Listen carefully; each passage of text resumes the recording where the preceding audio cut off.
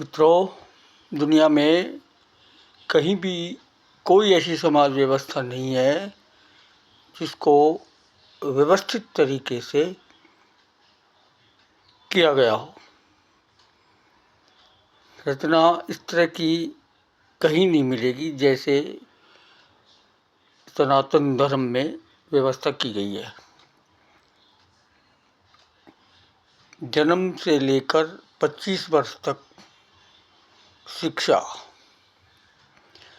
उसके बाद 50 वर्ष तक गृहस्थ आश्रम, उसके बाद समाज से दूरी करते हुए वन में रहकर या निष्प्रय भाव से समाज में रहकर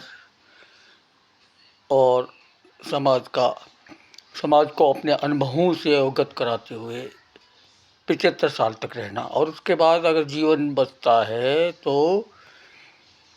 संन्यास आश्रम में, यानी परमात्मा के प्रत्यक्ष स्वरूप से दर्शन करने, अपने आप को पहचानने के लिए और दर्शन के लिए निकल पड़ना। ये एक जीवन की रूपरेखा सनातन धर्म में मिलती है और कहीं नहीं मिलती। इसी प्रकार से वर्ण व्यवस्था है कि जो पढ़ा लिखा और ब्रह्म को जानने वाला, संपूर्ण सृष्टि के बारे में जानकारी रखने वाला व्यक्ति ब्राह्मण कहलाएगा और वो अध्ययन अध्यापन का काम करेगा। इसी प्रकार ये जो विचरण और उत्पादन और इस तरह के जो काम करेगा उसको वैश्य समुदाय कहा जाएगा, और जो संपूर्ण समाज की रक्षा करेगा उसको पराक्रमशील क्षत्रिय कहलाएगा। तो ये 3 वर्ण हैं और एक चौथा वर्ण है जो इन तीनों वर्णों की सेवा करेगा, यानी राज्य सरकार समाज की व्यवस्था में सक्रिय भाग लेगा और उसमें समाज की स्थापना बनी रहे, समाज व्यवस्थित चलता रहे और वो जो वर्ण है, वर्ण की व्यवस्था को सुरक्षित रखा जा सके, सबका जीवन व्यवस्थित तरीके से चलता रहे। इस प्रकार की जो व्यवस्था है समाज की, ये किसी भी अन्य समाज व्यवस्था में, चाहे वो यूरोप में हो, अमेरिका हो, चाइना हो,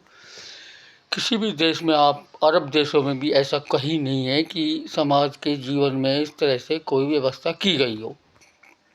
इस प्रकार से सनातन धर्म एक उच्च कोटि का और सदैव रहने वाला, नित्य अपना अस्तित्व बनाए रखने वाला ये धर्म है, जो व्यक्ति को ही नहीं, समाज को ही नहीं, संपूर्ण सृष्टि को, संपूर्ण व्यवस्था को और स्थायित्व प्रदान करता है और सुव्यवस्थित करता है। इस प्रकार यह जो हमारे आश्रम व्यवस्था है, वर्ण व्यवस्था है, इसका कोई तुलनात्मक दृष्टि से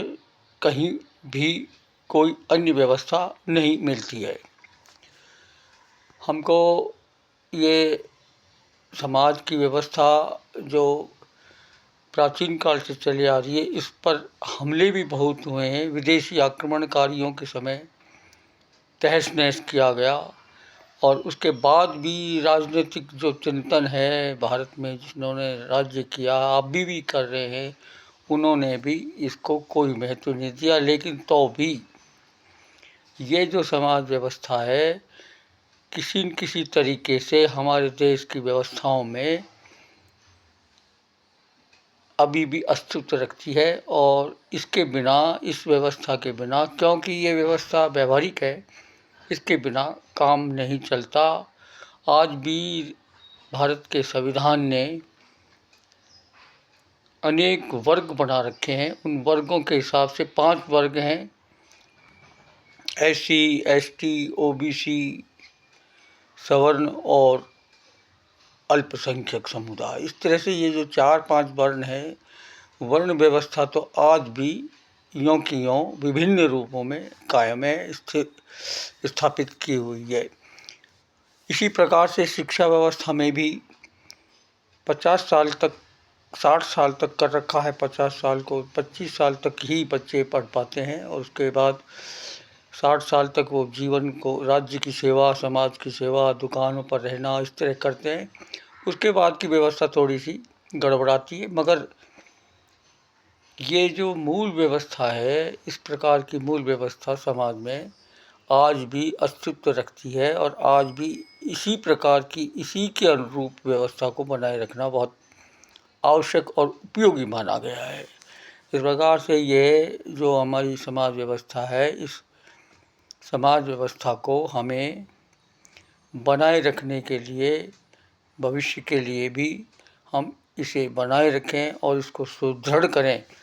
तो हो सकता है हमारी समाज में अधिक अधिक तालमेल बैठे, अधिक विकसित हो, अधिक लोग अच्छे इस तरह के विद्वान जन्में जो पहले कभी हुआ करते थे। इस प्रकार से हमको ये सनातन धर्म का बनाए रखने का लाभ मिल सकता है।